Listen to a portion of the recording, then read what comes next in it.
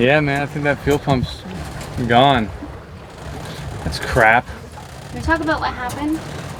So we were coming out of the Fort Lauderdale inlet, and there were ships everywhere, big freaking mega yachts going down to the Miami boat show, flying by. They're a pain. They cut you off at the bridge and all kinds of stuff. But we got out of the inlet, and the engine started surging. So I was like, maybe the fuel filter's clogged. So changed the primary fuel filter, and it's still doing. It's like it's losing fuel. So I'm thinking that our fuel pump's crapped itself, and I primed it about, I don't know, 5 times, and it's just emptying the fuel filter out of the fuel that I'm putting in there, and then priming. So we're gonna sail down. We're sailing down the coast right now. We're about with no engine. You don't use an engine when you sail. Yeah, make sure they know that you can't start the engine. Can't start the engine. So we're sailing down the coast, like 2 knots. We're pinching, and but I mean, it's a calm day. There's only like 5 knots of wind. Sucks. So we've called Towboat again, and they're on the way out to meet us, and then they'll just pull us into the marina. We're gonna get a marina in Miami, which is insanely expensive, but if you get towed to an anchorage, they will not pick you up from the anchorage if you have to, which I don't think it's gonna happen. But just so we can knock this out, we're gonna jump in a marina for a day or 2, and then get a pump, put it on there, should be good to go. But if we're gonna be there for more than a day, maybe we'll go to the Miami boat show. This is the water telling us that they want us to be at the show. I know Mommy wants to be at the show. Okay, well, let me give the adventurous part of it, since that was boring as crap. We're coming out of the inlet. My worst fear is losing engine power while we're offshore. Thankfully, it was right out of the inlet, or not in the inlet before we're getting out with all the freaking ships and yachts. So we get out there. The waves are supposed to be 2 to 4. Nope, they're swells from all of the ships going by, and they're much higher. I'm gonna say they're like 6, right? Yeah, they're like a 6. I want to say they're 4. Okay, so we lose engine power. Now we're sailing with no engine power. He's down below changing the filter and priming the engine and other crap. And I'm trying to sail between all these boats, and the conditions were not to my liking at all. And this happened, what, like 4 or 5 times? Yeah. We'd lose power, throw the sails out, and try our best. Meanwhile, we have the wind coming from the south. It was supposed to come from the east today, so really all we can do is go straight. We're not even heading in the direction we're supposed to be heading in. It was a disaster. I have a huge lump in my throat still. I don't know if I'll be coming back out here. I remember yesterday you were like, I feel so good about it. I was like, watch, something will happen. Gosh. Anyways, motion sickness, I've taken Dramamine. Reese is doing really well though, and I'm hoping that my body stops trembling. So we're going into a marina, which we did not want to do at all. We wanted to anchor out and then cross over to the Bahamas, but obviously it's not our time yet. So we're pulling into an expensive as crap marina, and we're gonna enjoy every minute of it for all that money, and get our stuff fixed.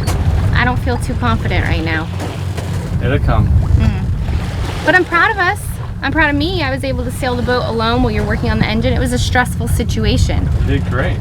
Now that we've been out here, we've noticed that most of the boats, especially catamarans, go in close to shore and ride it. For us, we've been going out here, and it's kind of like, oh, we got to get out there, which takes more time.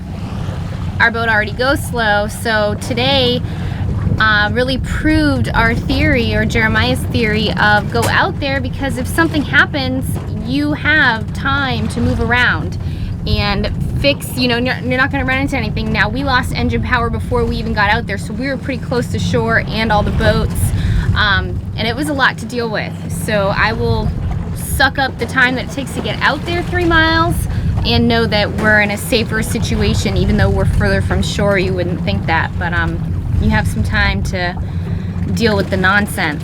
But at least we're making it to Miami. That's a plus, and we're getting towed, so maybe we'll go faster than 5 knots.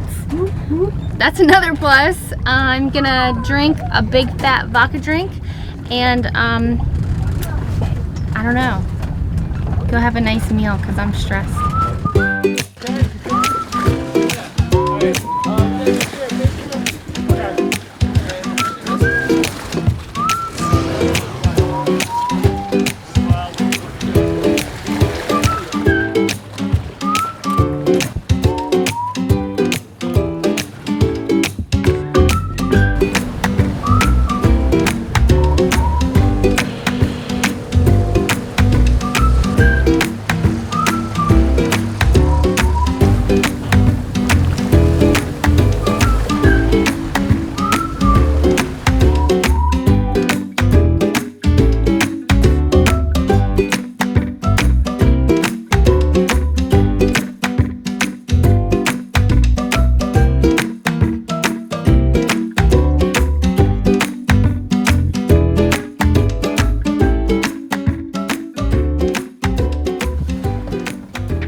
Hello there, mechanic. Hey, baby.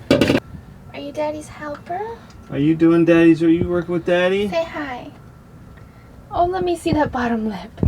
Oh, that's a good bottom lip. Oh, nice job. Cute. Not really. Where'd you learn that? Did Grandma teach you that? All right, so we had a lot of people ask that we kind of walk through the process of changing out our filter, our primary rack core or rake core, whatever you want to call them, filter. This is the new one that we got. We got it the other day. We've been waiting on it. Just basically comes in one kit. New ones, if you go to like the boat show, the brand new ones have this bowl, a silver bowl on the bottom, which I was pretty concerned about when I saw it because I hadn't gotten this in yet, and because I didn't think it was going to fit where ours was mounted.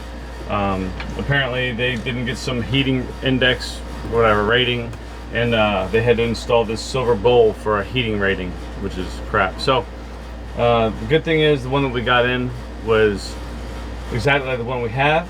So what I'm gonna do today is I'm gonna remove the old one from inside the engine bay, take a look at that, and then install this one. So should be pretty straightforward, except for the fact that there's gonna be no room to work.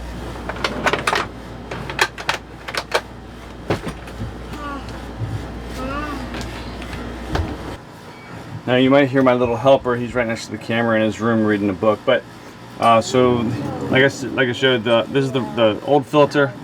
I've already removed some of the fuel lines. There's fuel in the bottom of it, but it's either clogged or it's just past that level to be able to come out. There we go, perfect.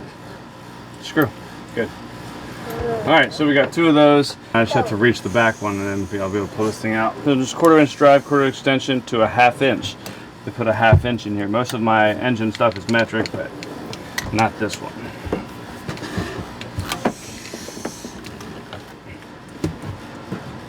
There we go. You can already see there's a bunch of crap in there. So we'll get rid of this fuel that's in there, and look at it, let's see if it even comes out. Yeah, a little bit coming. Yeah. Get rid of this fuel, see what we got. Once I pulled it out, you can see the sludge just kind of fall to the bottom. You can see it all in there. So I have a feeling that check valve in there's clogged up, which I have a rebuild kit. So compare the two right here. Should be able to put this sucker in and be up and running. So I went ahead and put all the little accessories on. There's a packing in here, and there's a packing right in here. Make sure all these are sealed up good. That was good. I'm also going to, it came with a 2 micron filter. My engine runs with a 10 micron, so I'm going to go ahead and replace that. But if you look inside, see, you can see what it looks like inside there. So the filter sits around this shaft right here. Fuel comes in this side, gets filtered, goes through a little centrifugal motion, which gets everything out of the fuel. The same thing as jet fuel. You spin it, and that will cause water and stuff to collect at the bottom.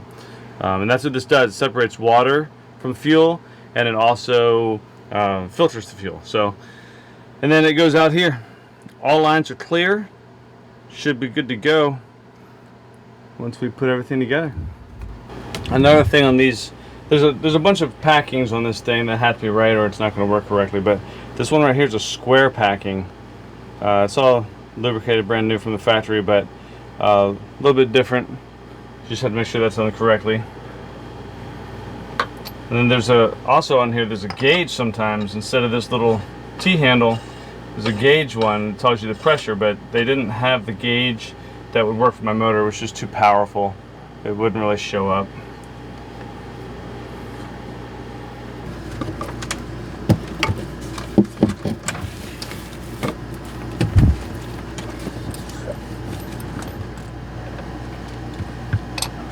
Yeah. Say hi. Say hi. That's right. My little maintenance buddy. So we're done. We got the primary filter housing in there now. It probably took a half hour altogether. It really went fine. I really enjoy doing maintenance and stuff like that. I don't enjoy being broke down, and I don't enjoy not having the parts. When I don't have parts, it drives me nuts. We got the filter in there, so what we're going to do now is clean out the tank before we put any fuel up into the filter. The line is empty right now, all of them. So I'm going to open up the diesel tank, clean that thing out, make sure it's good. Then we're going to go ahead and siphon the whole system, bleed it at the secondary filter right here, and also each one of the injectors. So it's a 3-cylinder. So this is our little 27 horsepower engine, diesel engine. It's a 1985 engine. Still runs awesome if you can get fuel into it. So that's it. Here's the new filter.